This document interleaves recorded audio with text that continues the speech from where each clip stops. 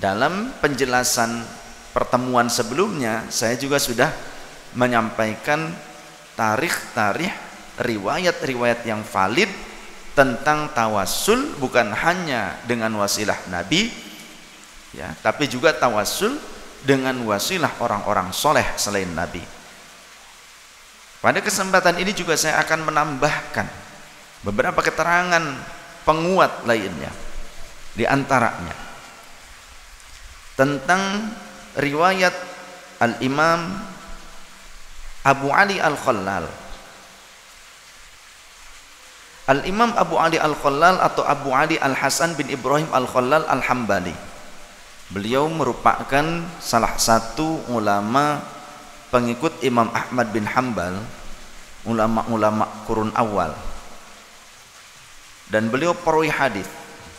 Wa huwa yaqulu, Al-Imam Abu Ali Al-Khallal berkata, ma hammani amrun, tidaklah ketika aku merasa kesulitan terhadap suatu hal, faqasadtu qabra Musa ibni Ja'farin yakni Al-Kazima, maka aku akan mendatangi kuburnya Al-Imam Musa bin Ja'far yakni Imam Musa Al-Kazim, fatawassaltu bihi, maka kemudian aku bertawassul bihi dengan wasilah Musa bin Ja'far Al-Kazim, illa sahhalallahu li ma uhibbu, tiada lain kecuali Allah kemudian memudahkan apa yang aku butuhkan.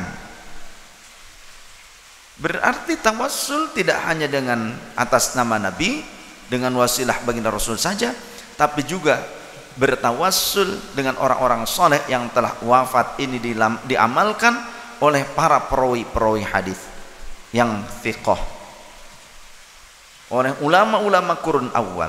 Jadi kalau ada orang zaman sekarang mengatakan tidak ada para ulama terdahulu yang bertawassul dengan orang-orang soleh telah wafat, berarti mereka kurang piknik.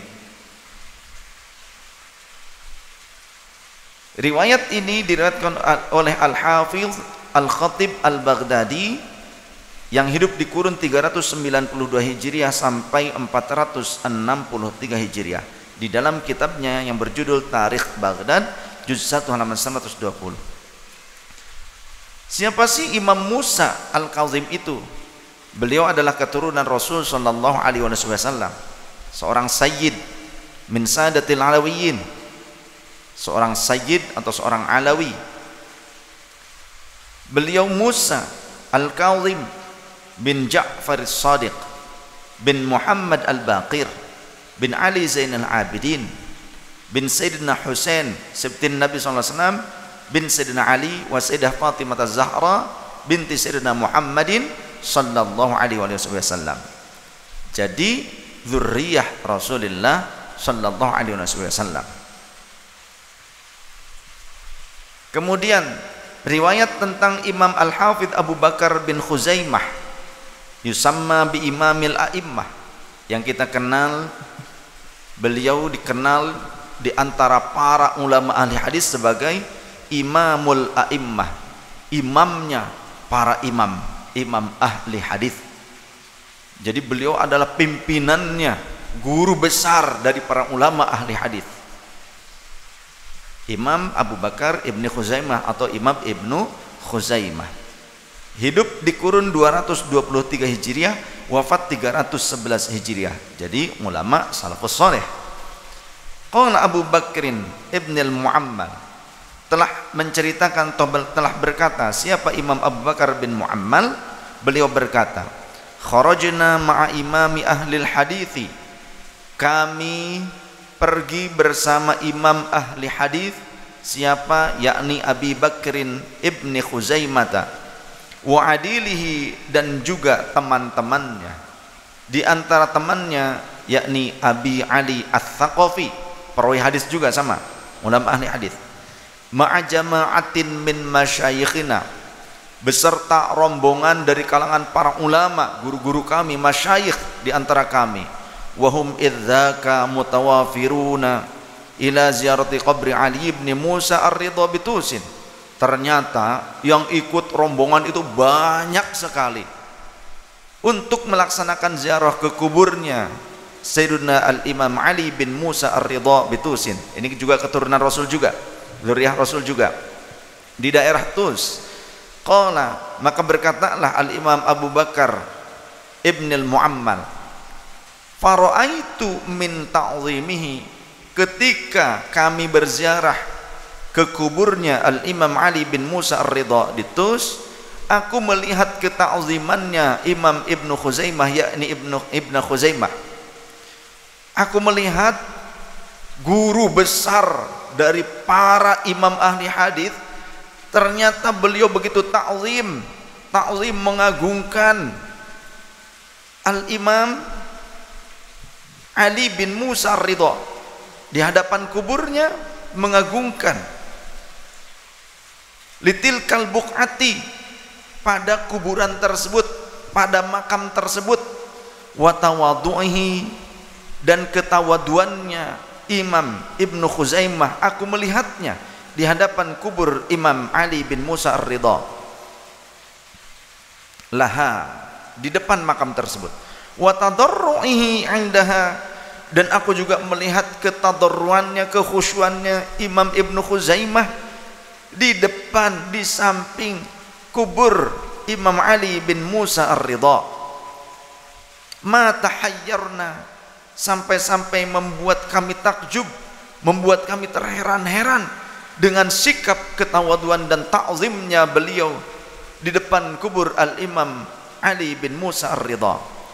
Keterangan ini terdapat di dalam riwayat Al-Imam Al-Hafidh Ibn Hajar Al-Asqalani, pengarang kitab Fathul Bari Syarah Sahihul Bukhari, di dalam kitabnya yang lain yang berjudul Tahdzibut Tahdzib, juz ke-7 halaman 339. Kitabnya, lemarinya dekat AC di sini, ayat AC sebelah pojok. Kitabnya sebelah situ ada. Kalau mau kitabnya lihat sendiri ada. Jadi ini juga pelajaran untuk kita dari guru besar para imam ahli hadis, agar kita bisa bersikap sopan santun di hadapan kubur orang-orang soleh, di hadapan kubur aulia dan ahlul bait Rasulullah sallallahu alaihi wasallam. Imam ahli hadis saja begitu tawadhu'nya, bagaimana lantas dengan kita yang terjemahan hadisnya saja masih kacau? Baru terjemahan hadis saja masih kacau, kok mau ditimbang dengan guru besar para imam ahli hadis? Yang kacau justru pikiran kita atau sifat kita, akhlak kita yang kacau. Na'udzubillah, tsumma na'udzubillah. Semoga Allah memperbaiki perilaku dan akhlak kita. Kemudian riwayat tentang Al-Imam Abu Ishaq Ibrahim bin Ishaq Al-Harbi yang hidup 198 Hijriah, wafat 285 Hijriah. Huwal hafidhu fil hadith, beliau adalah seorang hafid di dalam bidang ilmu hadis. Hafid dalam bidang ilmu hadis berarti minimal hafal 300.000 hadis, riwayatnya, matannya, dan juga biografi seluruh perawi hadis. Hafal minimal 300.000 hadis, baru itu disebutnya al-hafid dalam bidang ilmu hadis. Wal faqih, dan beliau juga seorang yang faqih, ahli syariah. Wal mujtahid, dan beliau juga seorang mujtahid. Jadi kalau kita dibandingkan beliau, kita ini siapa? Enggak ada levelnya, enggak level. Qala Ibrahim Al-Harbi, Imam Ibrahim Al-Harbi, beliau berkata, qabru ma'rufin yakni al-Karakhiyah at-Tiryaqul Mujarrabu, kuburannya Imam Ma'ruf Al-Kurhi atau Al-Karakhi itu merupakan Tiryaqul Mujarrab, yakni penawar yang mujarab. Rawahul Khatib Al-Baghdadi, keterangan ini diriwayatkan oleh Al-Imam Al-Khatib Al-Baghdadi di dalam Tarikh Baghdad juz 1 halaman 132. Kemudian Imam Al-Hafidh Al-Zahabi di dalam Tarikhul Islam juz 4 halaman 149. Wa dzikra fi kutubil fiqhil Hanabilati, dan juga diceritakan di dalam kitab-kitab fikih madhab Hambali. Jadi kalau ulama itu menjelaskan tentang riwayat para perawi hadis, itu juga ada sanadnya. Supaya apa? Supaya kita bisa mengklasifikasikan mana hadis yang baik, mana yang tidak. Itu dengan riwayat, dengan biografi para perawi hadis.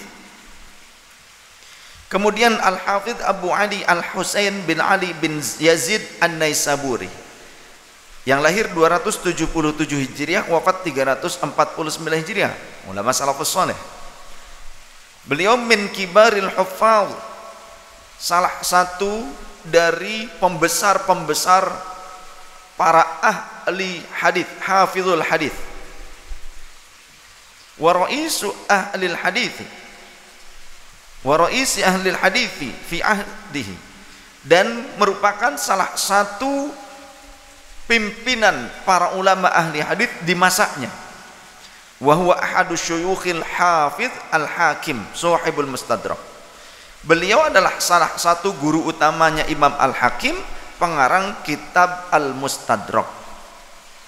Qala Al-Hakim, Imam Al-Hafidh Al-Hakim berkata, Sami'tul Hafidhu Aba Aliyin An-Naisaburiya yaqulu, aku mendengar guruku yakni Al-Hafidh Aba Ali An-Naisaburi berkata, kuntu fi ghammin syadidin, suatu hari aku pernah dalam keadaan kesusahan yang sangat mendalam.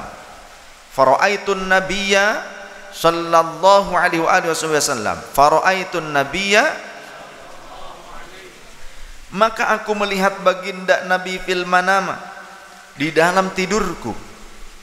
Ka'annahu yaqulu li, seolah-olah saat itu baginda Rasul berkata kepadaku, sir ila qabri Yahya ibni Yahya, pergilah engkau ke kuburnya Yahya bin Yahya. Siapa Yahya bin Yahya? Salah seorang perawi hadis, salah seorang wali, salah seorang ulama. Wastaghfir, dan beristighfarlah di samping kuburnya, minta ampun kepada Allah. Ini perintah Rasul. Wasal, dan berdoalah engkau kepada Allah di samping kuburnya. Tuqda hajatuka, maka pasti hajatmu akan segera dikabulkan oleh Allah. Fa asbahtu, kata Imam Abu Ali An-Naisaburi, maka di pagi hari, fa fa'altu dzalika, aku kerjakan perintah Rasul tersebut. Faqudiyat hajati, maka benar adanya hajat-hajatku, kebutuhanku dicukupi oleh Allah Subhanahu wa taala. Wasilah Al-Imam Yahya bin Yahya. Keterangan ini diriwayatkan oleh Al-Imam Al-Hafidh Al-Dhahabi di dalam Tarikhul Islam, juga Al-Imam Al-Hafidh Ibnu Hajar Al-Asqalani di dalam Tahdzibut Tahdzib juz 11 halaman 261. Kemudian riwayat Al-Hafidh Abdul Ghani bin Abdul Wahid Al-Maqdisi, ulama yang lahir 541 Hijriah, wafat tahun 600 Hijriah. Huwal hafidh, beliau merupakan seorang hafidh dalam ilmu hadis. Wal faqihu, dan seorang ahli fiqih. Fi madhabil Hambali, di dalam madhab Hambali. Sahibu kitab Umdatil Ahkam, pengarang kitab Umdatul Ahkam. Kitab Umdatul Ahkam ini kitab madhab Hambali yang juga di universitas-universitas di Saudi itu dikaji oleh orang-orang Wahabi.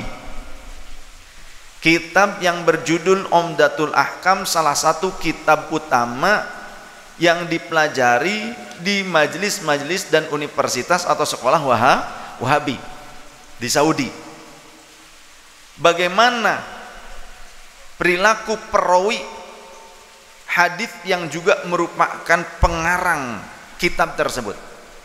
Ulama ahli hadis, ulama ahli fikih yang mengarang kitab Umdatul Ahkam, yang kitabnya sering dipelajari oleh orang-orang Wahabi di Saudi dan di negara-negara yang lain. Bagaimana sih perilakunya pengarang kitab tersebut? Qala al-Imam Al-Hujjah Diyauddin Al-Maqdisi rahimahullah. Al-Imam Al-Hujjah Diyauddin Al-Maqdisi rahimahullah berkata, Sami'tu Syekhul Imam Aba Muhammadin Abdul Ghani, aku mendengar Syekh Al-Imam Aba Muhammadin Abdul Ghani bin Abdul Wahid Al-Maqdisi yaqulu, halnya beliau berkata, kharaja fi ududi syai'un yushbihud dummala, ada keluar sejenis bisul di lenganku, aku terkena penyakit sampai muncul seperti bisul bentuknya.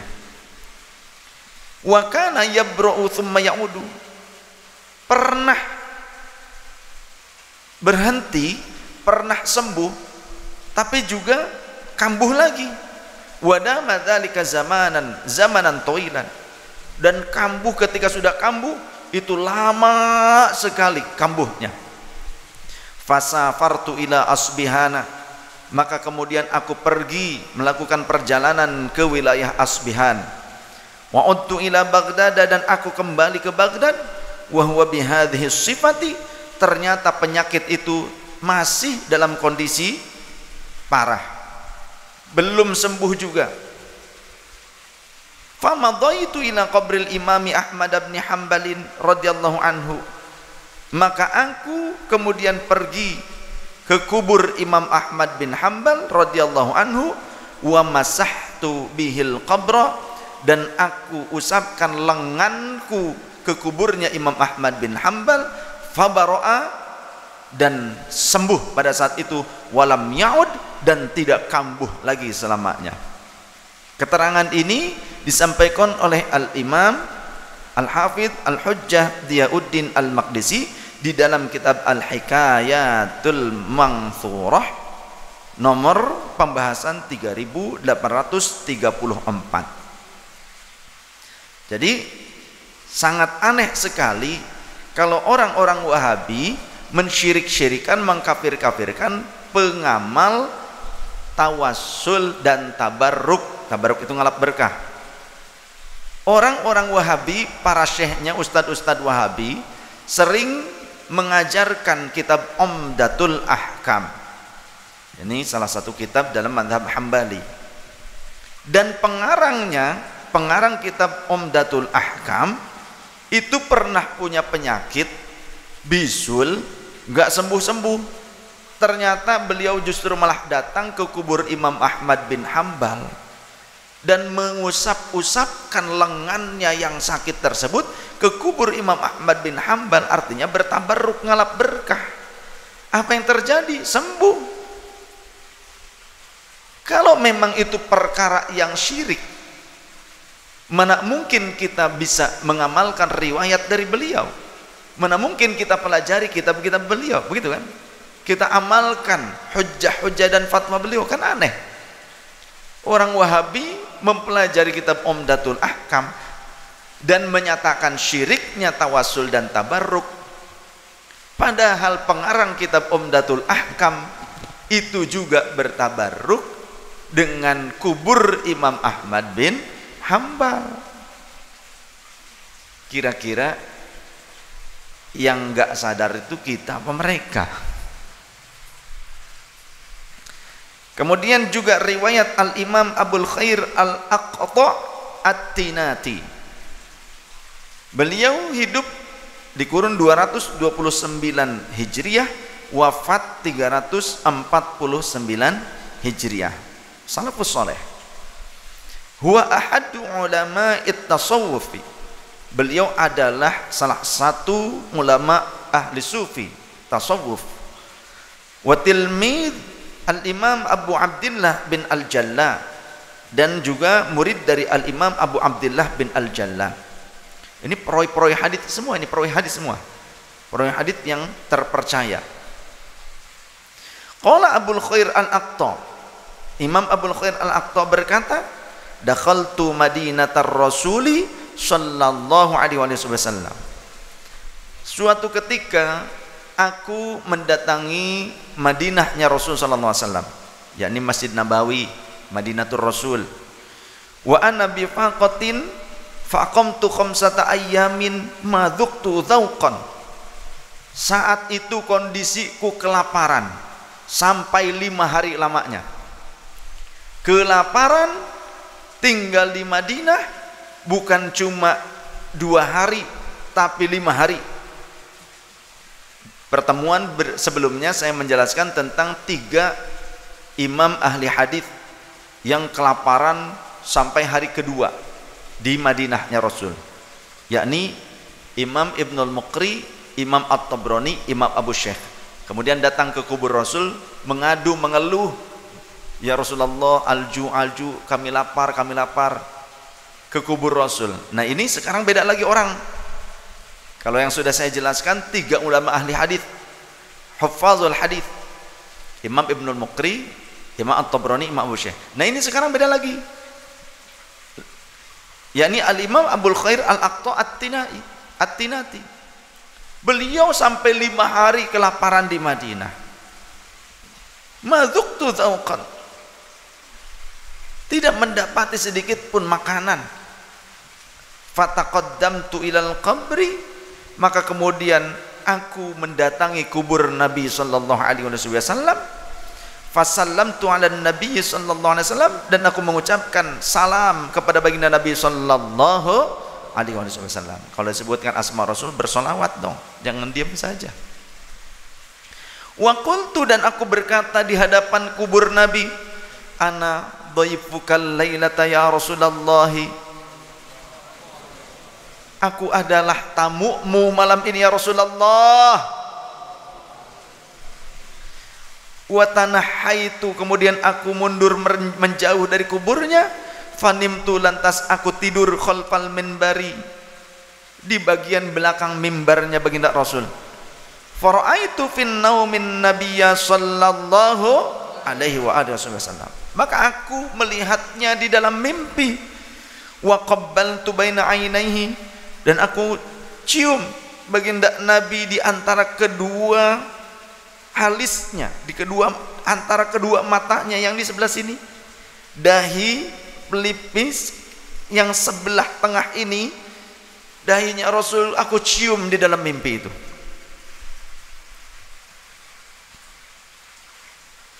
Fadafa'al ilayya raghifan, maka saat itu di dalam mimpi Rasul memberiku sebuah roti.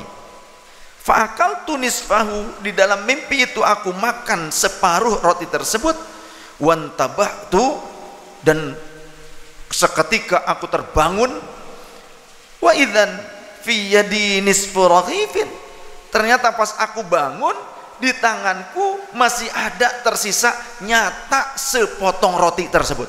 Subhanallah walhamdulillah wala ilaha illallah wallahu akbar.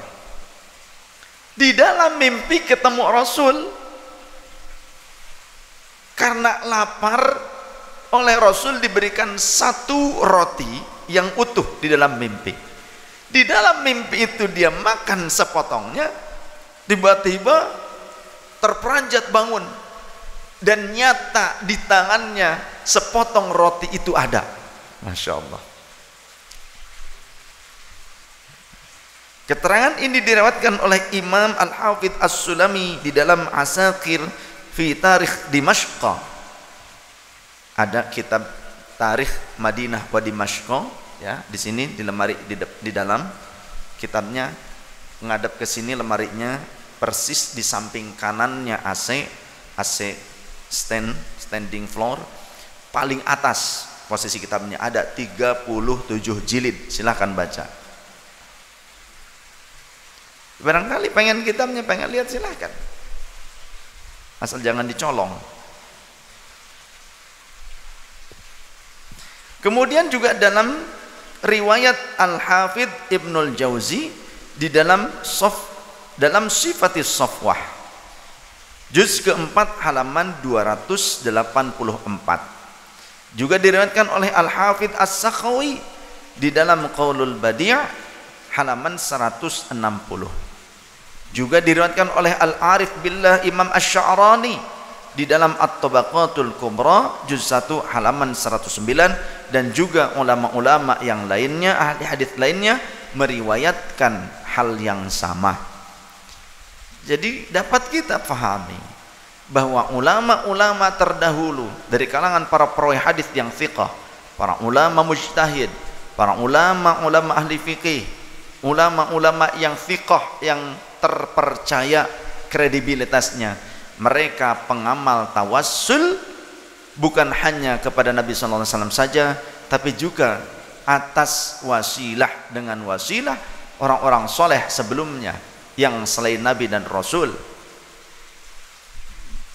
Kemudian juga bertabarruk, ngalap berkah, dan bagaimana sikap mereka, ketawaduan mereka, hormat mereka, ta'zim mereka di hadapan kubur orang-orang yang soleh. Inilah adab para ulama ahli hadis, ulama mujtahid, ulama ahli fikih, ulama-ulama perawi-perawi yang fiqh radhiyallahu anhum wa qaddasallahu asrarahum. Semoga kita bisa mengambil hikmah dan lebih yakin lagi dengan akidah ahli sunnah wal jamaah ini dengan para ulama-ulama NU, karena NU merupakan kumpulan para ulama yang bergerak untuk terus berdakwah dan menjaga khazanah ahli sunnah wal jamaah, bukan cuma secara teoritis tapi juga pengamalannya. Maka ulama NU punya sanad-sanad ilmu yang terus berkesinambungan hingga para perawi-perawi hadis tersebut, para mujtahid tersebut, hingga terus pada kanjeng Nabi Muhammad sallallahu alaihi wasallam.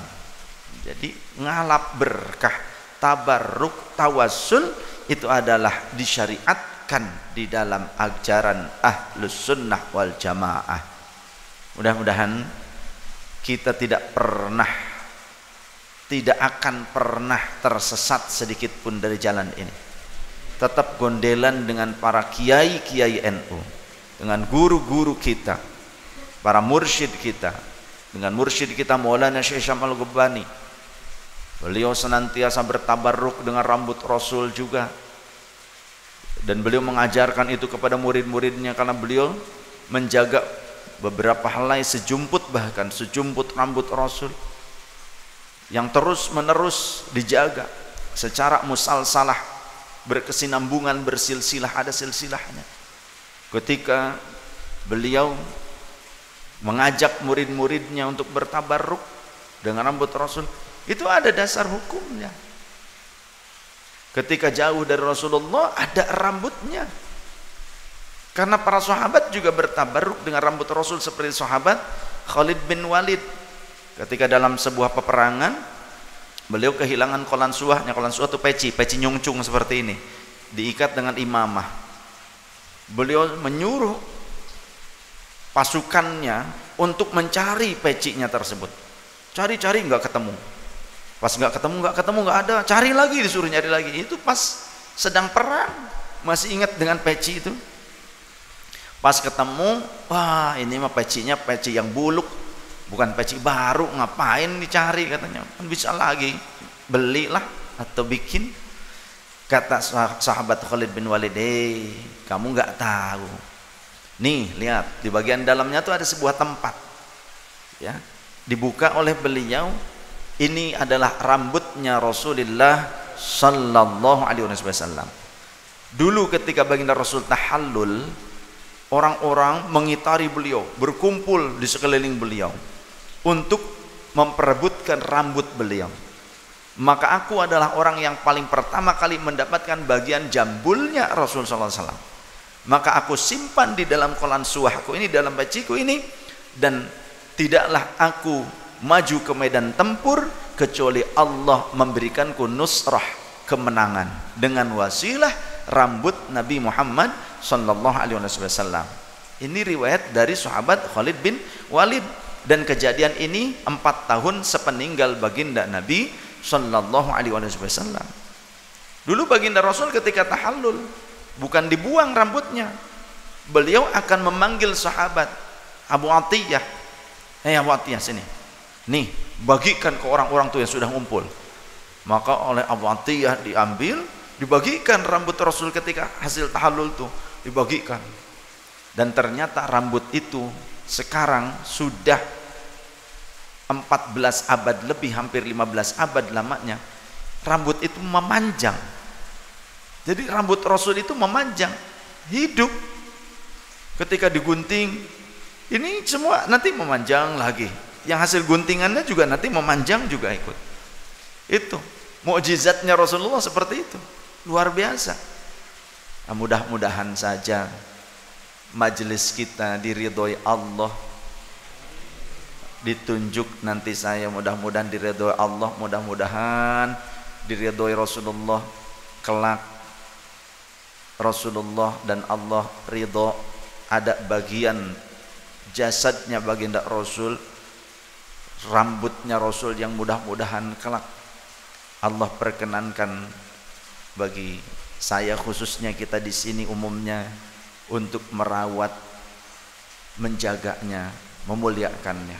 Mudah-mudahan, ya, mudah-mudahan.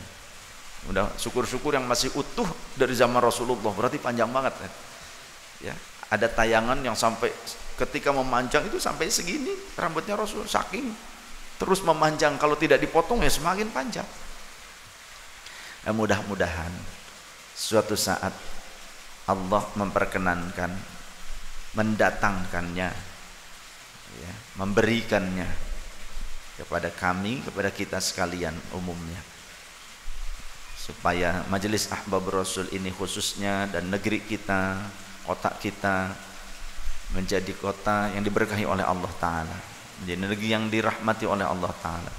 Khususnya majelis ini, supaya menjadi majelis yang mencetak generasi-generasi orang-orang alim dan soleh, ahlus sunnah wal jamaah hingga akhir zaman, menjadi generasi pencetak pasukan-pasukan pengikut Imam Mahdi alaihissalam.